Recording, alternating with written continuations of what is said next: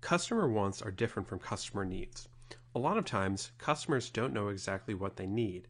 They just have a general idea of something they want. That idea might be wrong or incomplete. Also, in search, people quickly scan a page of results and make decisions in just a few seconds about what to click on. Your ad copy needs to jump out to a non-expert who is quickly scanning. You need to use messages that are simple and get to the basic customer desires. Let's say you run a store that sells computers. If you are a computer expert, you might think that customers should want a computer that has a reliable motherboard, a great fan, and a CPU that is designed to work with the available hard drive and RAM. In reality, the customer just wants a fast, easy-to-use computer.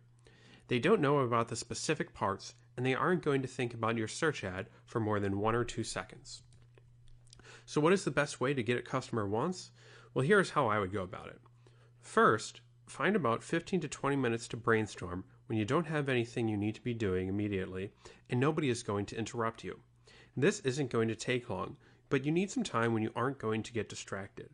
Make a list of the things you think would be most important to a customer who is scanning a page of search ads for just a few seconds. Here are a few examples. Let's say you sell hardwood flooring. You might think about the benefits of composite versus actual wood, or which types of wood last the longest. The customer might simply be thinking they want a high-quality, long-lasting floor. Let's say you sell pizzas. Customers don't think about how you measure the differences in ingredient quality, they just want a delicious pizza. Also, if somebody is searching online, they might be more likely to order online, so you might want to include something about fast delivery.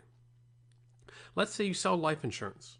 Nobody cares about your actuarial tables. They care about protecting their family in the event of their early death. Next, you should take about 2 to 3 minutes to ask coworkers for their thoughts on the matter. This shouldn't take long, because you want to get at what the thing that will pop into somebody's head when they are first thinking about the subject. Always remember that you have 1 to 2 seconds to catch somebody's attention with a search ad. You can further explain your product once they click on your ad.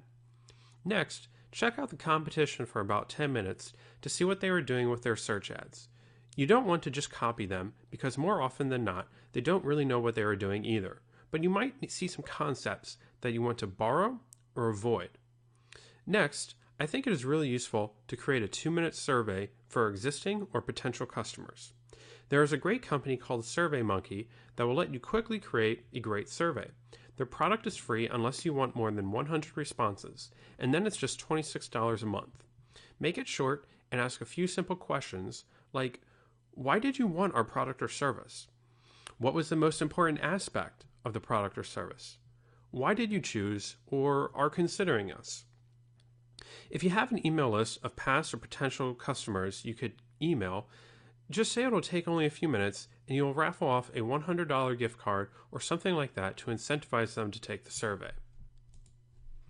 You'll notice that the things that we have covered so far should not take very long. Now let's get into some of the things you shouldn't do. Don't just copy what a big company is doing. When I joined the advertising agency, I was super excited to learn all the sophisticated marketing techniques that big companies use. I was shocked by how unsophisticated the average Fortune 500 company is about whether their marketing is working or not. The problem is that in a very large company with a lot of moving parts, it is very difficult to know whether one part is actually working or not. So more often than not, people just listen to persuasive people that are good looking or speak well or sound confident, and they don't try to run scientific examples. The companies that tend to be best at online marketing are pure play online companies.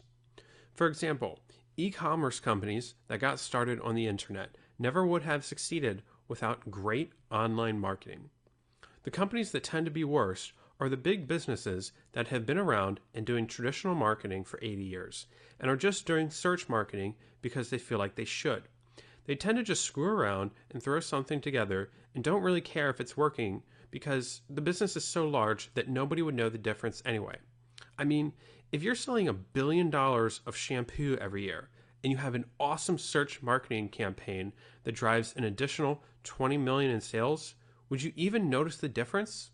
No, you wouldn't, because that 20 million is just 2% of your $1 billion in sales. And how would you know if that 2% increase came from search or not? Then some hotchick that makes TV ads or some really confident sounding guy who doesn't have a slight lisp is going to take credit for it. And everybody is going to listen to them and not slightly nerdy guys like me, no matter how much data we have, because nobody in the marketing department gave a shit about the data in the first place. So don't copy big companies. Next, don't spend much money on focus groups. Focus groups are great when you're trying to develop a new product and need to understand how people might react to that product. We are trying to figure out what messages somebody will respond to when they are scanning search results for a few seconds. I've worked at many companies that have run focus groups, and I've sat in a lot of them, and they are great for digging deep into the psychology of the user. But that's not what we want when we're writing search ad copy. We want the stuff that someone will think about in just a few seconds while they're scanning and not thinking too hard. So don't blow 30 grand on focus groups like some of the companies I have worked with. Next, don't just delete the old ads in your account to start over. I understand that can be tempting, but it's important to keep the data you've already collected in your account to compare performance to the new ads and keywords you create. You always want to pause keywords or ads instead of deleting them. Last, don't just talk to customers you already know well. Often they will be your best customers and they will be experts about what they are purchasing. You want to talk to people who are either new customers or prospective customers because you want to get at what people are thinking about when they first start considering the purchase.